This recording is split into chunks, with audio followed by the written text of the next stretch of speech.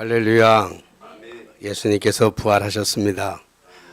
예수께서 부활하셨다고 하는 사실은 그냥 역사적 사실로 끝나는 것이 아니라 바로 우리에게 영원한 생명을 주시겠다고 하는 하나님의 언약이고 약속이고 축복이고 은혜인 줄로 믿습니다. 이 부활절 날인데 찬양의 음을 낮게 잡아서 그런지 이렇게 축 처져가지고 신바람이 나지를 않습니다. 기독교 역사의 가장 큰 축제는 성탄절이 아니고 부활절이라고 봅니다.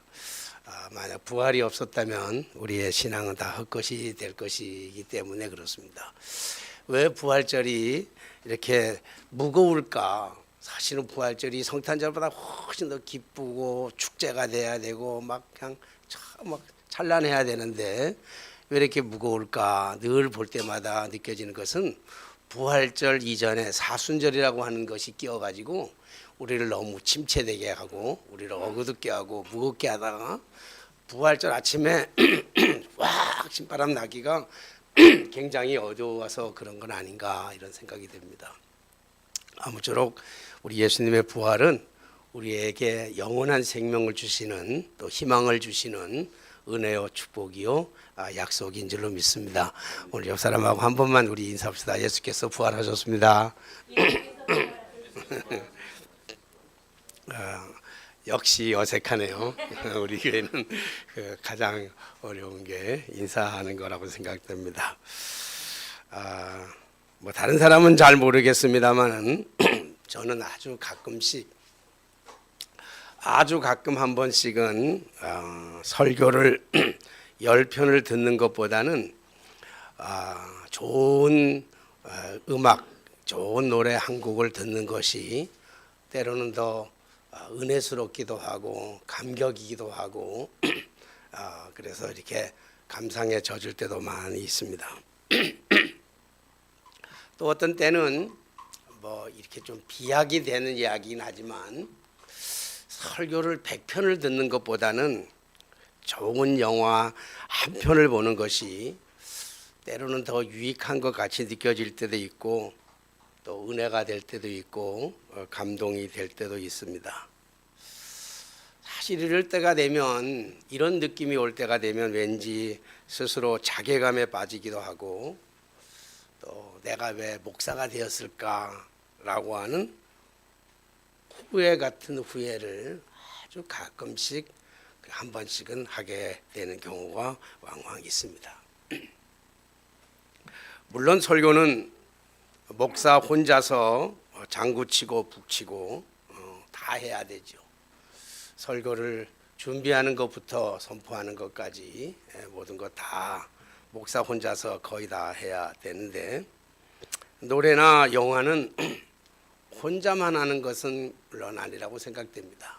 물론 기타를 치면서 혼자 노래를 부르는 사람도 있고 피아노를 치면서 혼자 노래를 부르는 사람도 있지만 연주해 주는 사람들이 따로 있고 또 작곡해 주는 사람도 따로 있고 또 편곡해 주는 사람도 따로 있어서 노래를 가다듬어서 그렇게 노래를 싱어들이 노래를 부르는 그 노래로 통해서 우리가 때로는 감동을 받기도 하고 또 깊은 은혜를 받기도 하는 것도 사실입니다.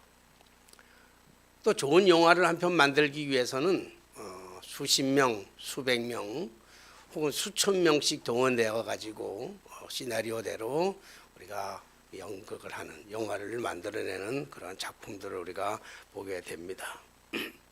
그런 것을 보면서 설교라고 하는 것은 혼자서 준비하는 것이기 때문이다라고 하는 합리적인 핑계와 위안을 대기도 합니다. 그래서 가끔 설교를 준비하다가 나름대로 설교도 이렇게 혼자서 준비할 것이 아니고 좀 다른 사람들의 많은 도움을 받아서 이렇게 설교를 준비하고 설교를 하면 좀 어떨까 이런 생각에 잠시 빠져기도 합니다.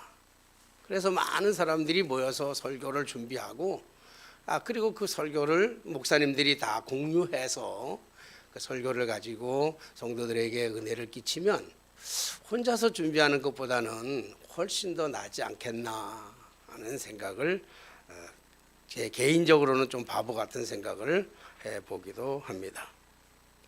물론 지금도 대형 교회 몇몇 목사님들은 많은 사람들의 도움을 받아가면서 설교를 준비하기도 한다고 그래요. 설교의 내용을 준비하는 것도 뭐 부목사들이나 훌륭한 설교가들을 통해서 내용을 전달받기도 하고 도움을 받기도 하고, 또 요즘은 영상이 좋아가지고 영상을 통해서 많은 영상으로 또 설교할 때 백 음악을 쫙 깔아주기도 하고, 뭐 이래서 효과 음악을 넣음으로 말미암아 설교가 아주 멋있게, 보기에도 멋있고 듣기에도 멋있게 하는 것도 있지만, 아직 이것은 대중적인 인식이 되어 있지 않기 때문에 이것은 잘 설교를 준비하는 사람들에게는 참 많은 어려움을 가지고 있다라고 하는 사실을 볼 수 있죠. 제가 왜 이런 얘기를 굳이 설교하는 데 얘기를 하는가 하면, 요즘 장안에서 하는 화제가 되고 있는 영화 있지요. 넷플릭스 영화라고, 넷플릭스 하는 영화, 폭삭 속았수다. 뭐죠? 폭삭 속았수다가 네? 정말 수고하셨습니다. 정말 고생하셨습니다. 정말 어렵게 사셨습니다. 이런 뭐 뜻이라고는 그래요. 하도 좋다고 그래서 제가 문화생활을 잘 안 하니까 우리 아이들이 돈 걷어서 테레비도 사줬고, 또 테레비를 사줘도 잘 안 보니까 폭삭 속았수다 자기들이 보고 와서 보고는 너무 좋은 영화고 너무 재밌는 영화고, 이 시대적으로 많은 사람들이 전 세계적으로도 뜨는 영화이기 때문에 아빠 한번 보셔야 됩니다. 그리고 시간 날 때 우리 아들 중에 하나가 올라와 가지고 그 영화를 내가 틀 줄 모르니까, 어떻게 트는 방법을 모르니까 영화를 틀어주고는 우리 집사람하고 보라 그러면서 자기는 집에 내려가 버렸어요. 그래서 우리 집사람하고 처음 뭐 재밌다 그러니까 시간도 나고 짬이 나고 그래서 텔레비를 보는데 처음부터 너무 재밌는 거예요.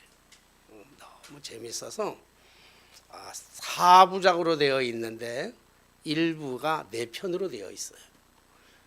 그러니까 영화를 다 보려면 16편을 봐야 되는 거예요. 보통 한 편이 1시간 이상씩 되니까 그걸 다 보려면 16시간을 봐야 되기 때문에 저는 저희 집사람하고 짬짬이 시간을 내가지고 약 한 사흘에 걸쳐서 그 영화를 다 보았습니다. 영화를 다 보고 난 다음에 아이들이 묻더라고요. 지네 엄마한테 아빠 울었냐고. 그리고 지네 엄마가 아빠가 많이 울었다. 엄마는 그랬더니 나도 많이 울었다. 그랬더니 애들이 우리도 많이 울었어요. 그렇게 얘기를 하더라고요. 우리 집사람은 드라마를 보고는 절대로 안 웁니다. 왜냐하면 짜고 치는 고스톱 같아서 절대로 안 웁니다. 그러나 이렇게 좀 다큐멘터리 같은 거는 보면 가끔 어렵고 힘든 걸 보면 울기도 하지만 드라마는 절대로 안 우는데, 저희 집사람이 드라마를 보고 운 거는 지금 역사상 처음 넷플릭스 영화 폭삭 속았수다라고 하는 그걸 보면서 우리 집사람이 눈물을 훔치는 것을 여러 번 보았습니다. 4부작 14편씩 16편인데 총 주제를 사랑이라고 하는 주제로 다룬 것 같아요.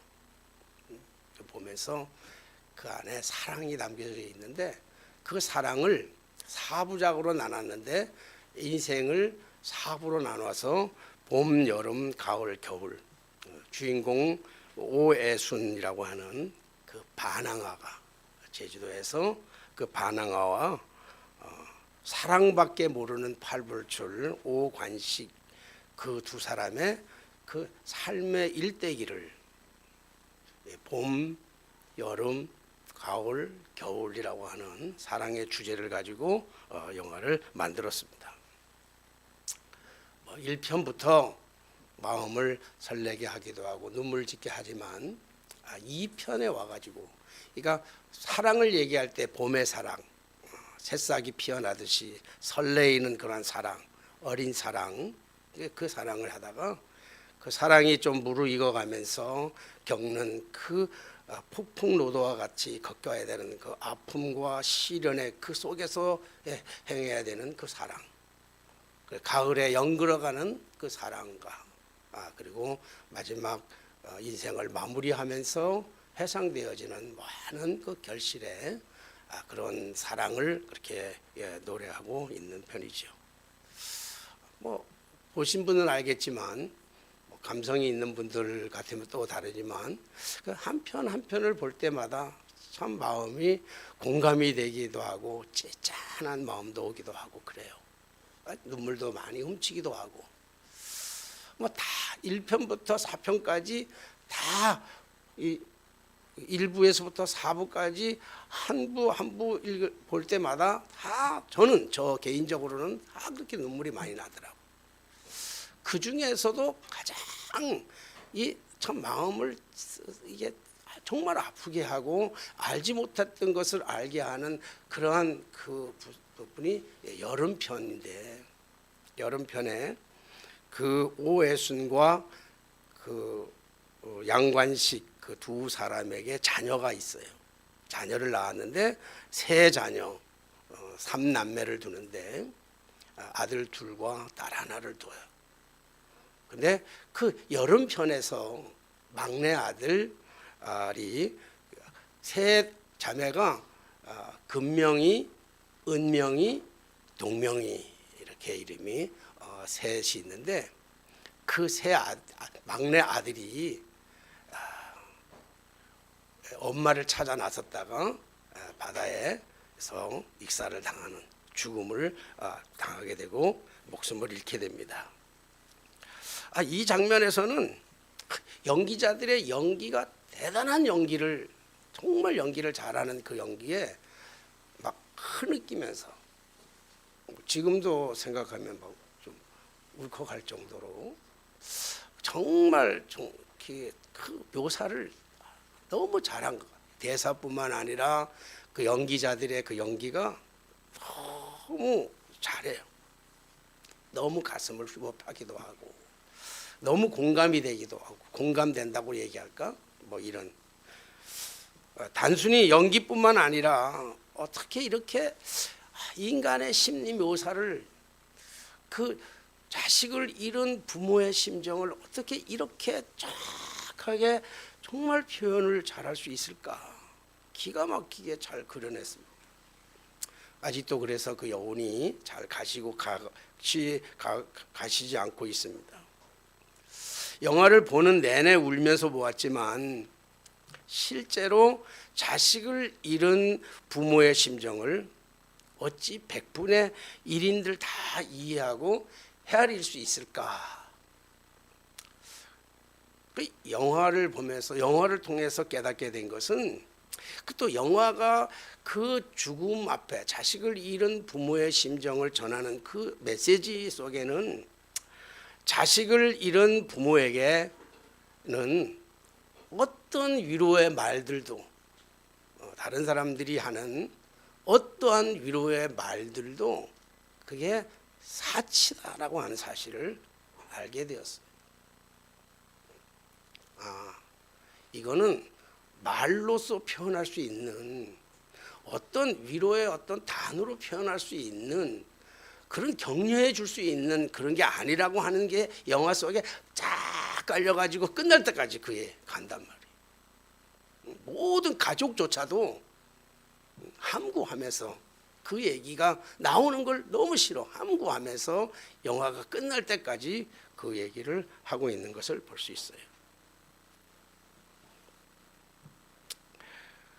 영화의 마지막 부분을 흘러가면서 물론 뭐 보는 사람의 시각에 따라 다를 수 있죠. 그러니까 나 저자를 만나지도 못했고 그 저자가 어떤 사람인지도 몰라요. 신앙이 어떤 사람인지 모르는데 영화가 전체적인 맥락에서는 봄, 여름, 가을, 겨울의 사랑을 얘기하고 있는 것 속에 맨 마지막까지 쭉 보면 저는 그렇게 했어요. 저분이 이 영화를 속에서 정말 말하고 싶어하는 것은 부활을 말하는구나. 그게 저는 느꼈어요. 저는 종교적 색채를 띠지 않았지만 제가 보는 느낌은 그것은 부활을 얘기하는 것 같았어요. 좋은 설교 내용이 오래 가듯이 좋은 영화의 여운이 오래 갑니다. 그래서 이 여운, 이 무거운 여운을 가지고, 안타까운 여운을 가지고 무거운 마음으로 성경을 읽는 중에 고린도전서 15장 1절 16절부터 19절까지의 말씀이 이렇게 팍 와닿더라고요. 성경이 우리에게 주는 메시지. 우리 고린도전서 15장 한번 찾아서 같이 읽어봤으면 좋겠습니다. 고린도전서 15장 12절부터 고린도전서 15장 12절부터 19절까지 우리 한 절씩 교독합니다. 고린도전서 281쪽 고린도전서 15장 12절부터 19절까지입니다.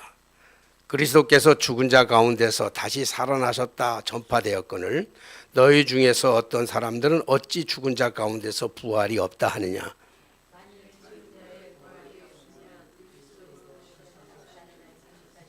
그리스도께서 만일 다시 살아나지 못하셨으면 우리가 전파하는 것도 헛것이요 또 너희의 믿음도 헛것이며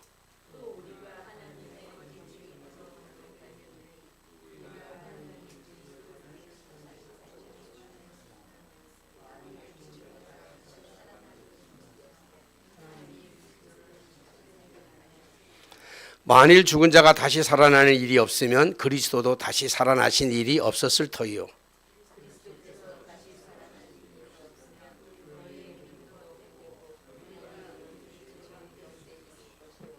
또한 그리스도 안에서 잠자는 자도 망하였으리니.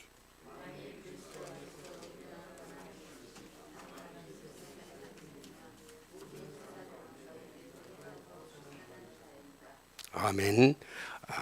오늘 이 고린도전서 15장을 가리켜서 우리는 부활장이라 그렇게 말하고 있는데 특별히 저는 이 19절 말씀을 가지고 꼭 장례식에 가면 많이 제가 인용하는 말씀이 바로 이 말씀입니다. 만일 그리스도 안에서 우리가 바라는 것이 다만 이 세상의 삶뿐이라면 모든 사람들 가운데 우리가 더욱 불쌍한 자니라 오늘 말씀하고 있습니다.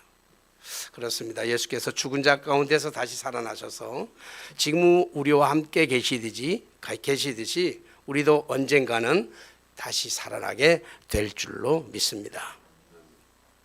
폭삭수가수다의 이 총주제가 아까 말씀드렸던 것처럼 사랑이었다고 한다면 그 밑바닥에, 그 영화의 밑바닥에 계속 끝날 때까지 끌고 나가고 있는 그 주제는 부활이라고 보았습니다.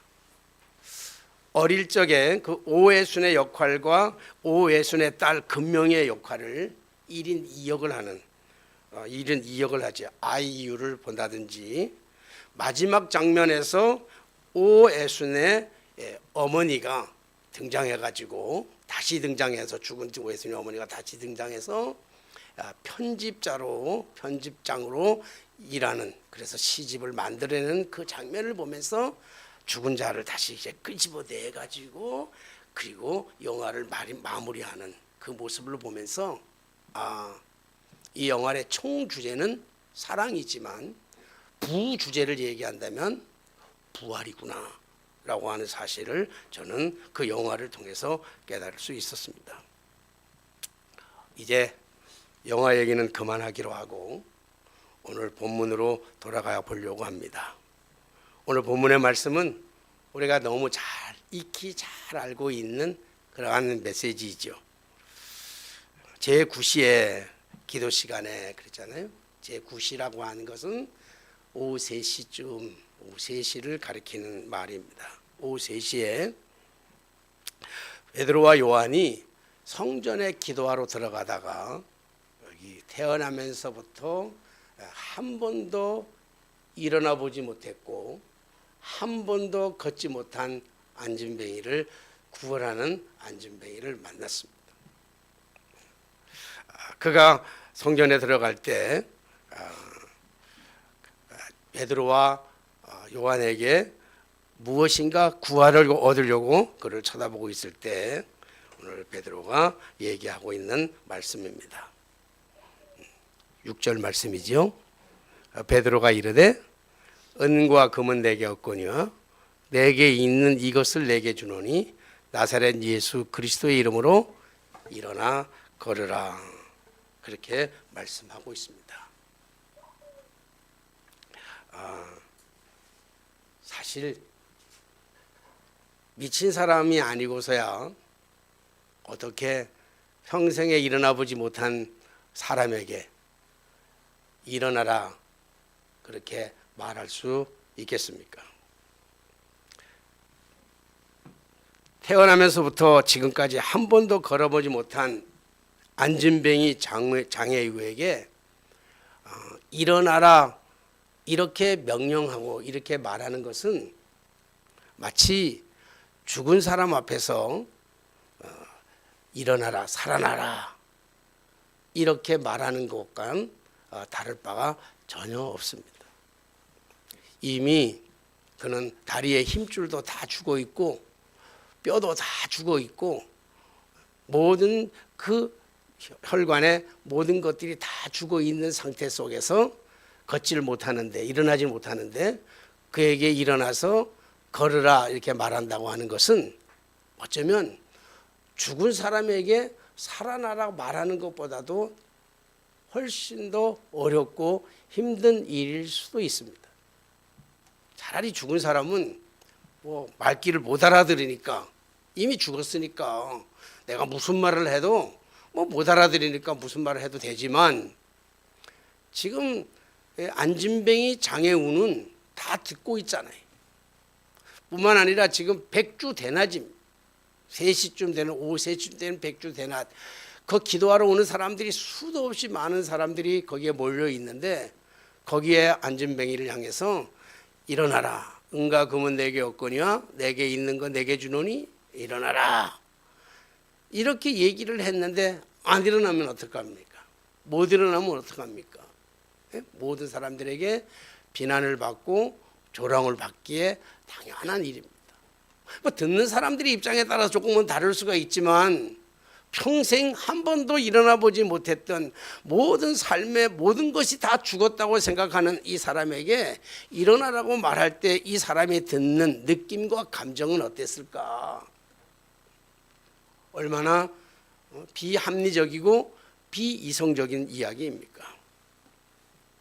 그러니까 그 누가 이런 말을 감히 할 수 있을까? 역사 강사가 이런 말을 할 수 있겠습니까? 아니면 과학자가 이런 말을 할 수 있겠습니까? 아니면 정치인이 이런 말을 할 수 있겠습니까? 경제인이 이런 말을 할 수 있겠습니까? 아니면 권력자가 이런 말을 할 수가 있겠습니까? 아니 어쩌면 의사가 유명하고 훌륭한 의사가 어떻게 이런 얘기를 할 수가 있겠습니까?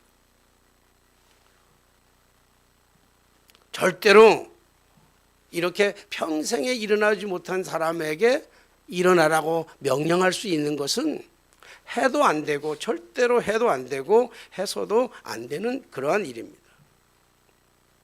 그럼에도 불구하고 오늘 베드로가 오늘 말하고 있습니다. 일어나 걸어라 말씀하고 있습니다. 그가 다른 사람하고 달랐던 한 가지, 베드로도 우리와 성정이 다 똑같은 사람입니다.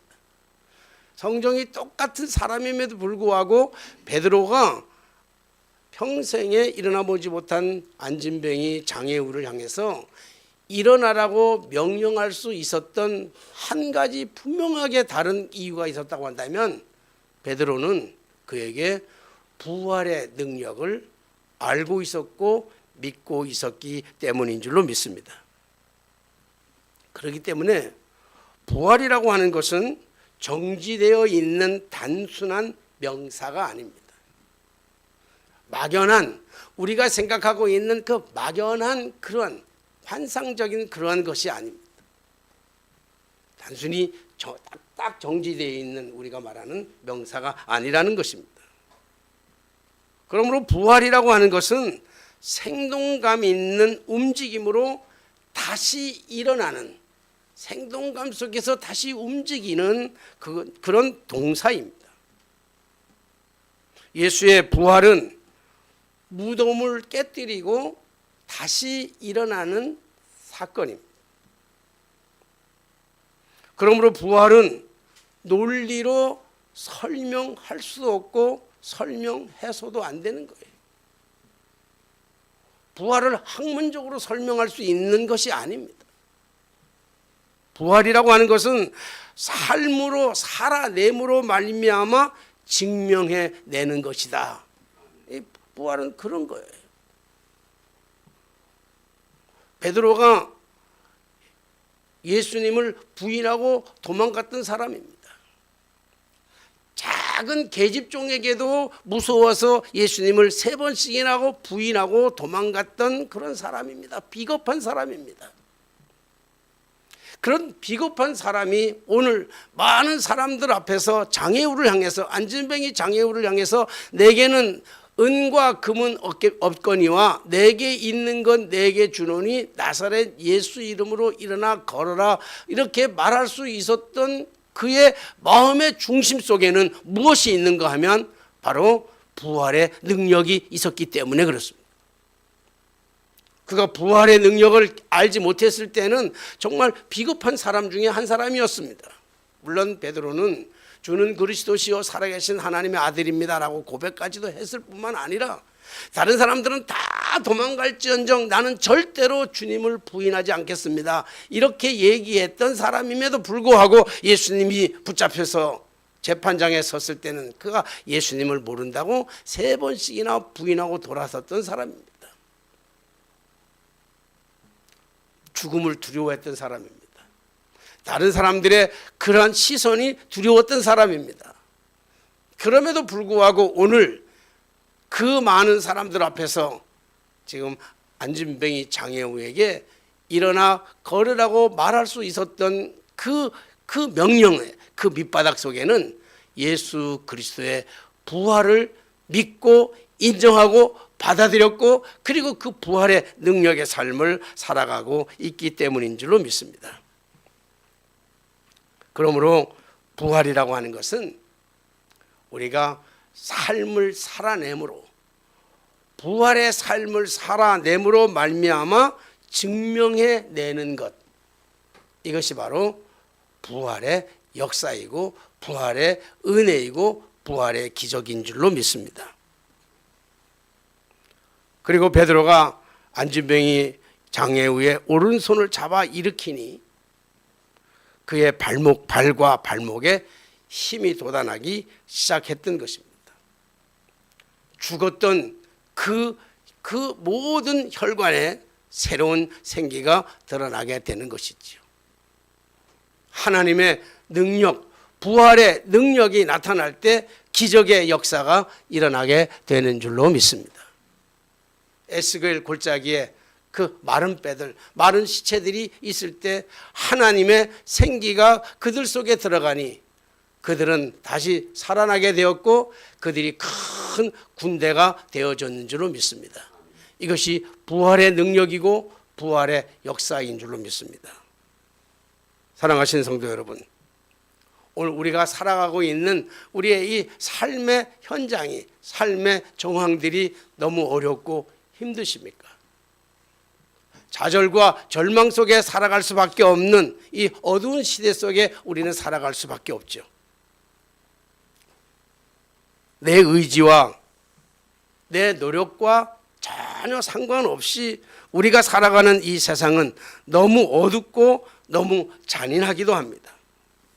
그래서 내 의지와 내 노력과는 상관없이 이 어두운 세상 속에서 우리가 갇혀서 살아갈 수밖에 없는, 그래서 신음해야 되고 절망해야 되고 좌절해야 되고 포기할 수밖에 없는 이러한 우리 어두운 세상을 살아갈 수밖에 없는 이때 오늘 주님은 다시 한번 우리에게 말씀하고 있습니다. 부활의 능력을 힘입어서 어둠을 뚫고 생명의 빛으로 나아가기를 주님은 원하시고 계신 줄로 믿습니다. 오늘 한 번도 일어나 보지 못한, 태어나서 지금까지 한 번도 일어나 보지도 못했고 걸어보지 못했던 그가 부활의 능력을 전포할 때 그 부활의 능력을 힘입어서 그는 일어나게 되었고 걷기도 하고 뛰기도 하고 성전에 올라가서 하나님을 찬양하는 새로운 삶의 역사가 일어나게 된 줄로 믿습니다. 부활은 저 2000년 전 저 유대 땅에서 일어났던 그러한 한 사건이 아니라 오늘도 여전히 우리의 삶 속에서 부활하신 주님은 지금 우리와 함께 하시면서 오늘도 우리에게 부활의 생명으로, 부활의 능력으로 우리가 많은 사람들에게 부활의 삶을 살아냄으로 말미암아 예수 그리스도의 부활을 증거하게 하신 줄로 믿습니다. 그러므로 오늘 우리가 말하는 것처럼, 오늘 고린도전서 16장의 19절에서 말씀하는 것처럼, 만일 그리스도 안에서 우리가 바라는 것이 다만 이 세상의 삶뿐이라면 모든 사람 가운데서 우리가 더욱더 가장 불쌍한 자니라.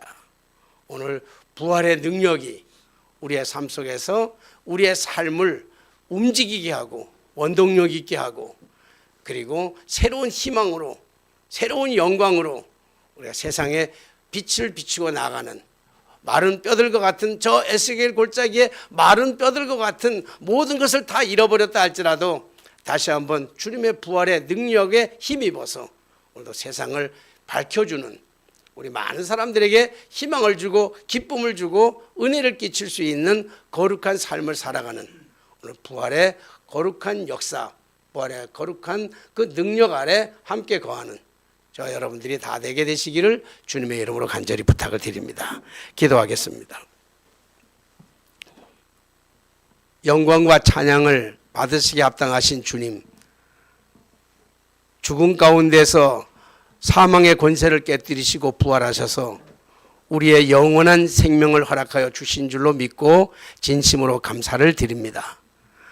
우리의 삶 속에 절망의 순간들이 수없이 많이 찾아왔고, 그래서 포기하고 싶을 때도 많이 있었지만 우리 안에 여전히 부활의 능력을 믿고 소망하기에 오늘도 부활의 감격을 가지고 다시 한번 일어나서 살아갈 수 있는 힘의 원동력을 주신 것을 진심으로 감사를 드립니다. 부활이 단순한 한 사건으로 끝나지 말게 하여 주시옵시고, 오늘 주님 부활하신 그 주님이 우리의 삶 속에 다가오셔서 우리의 삶에 날마다 새로워지는 부활의 역사를 경험할 수 있는 저희 모두가 되게 하여 주옵소서. 예수님의 거룩하신 이름으로 기도하옵나이다. 아멘.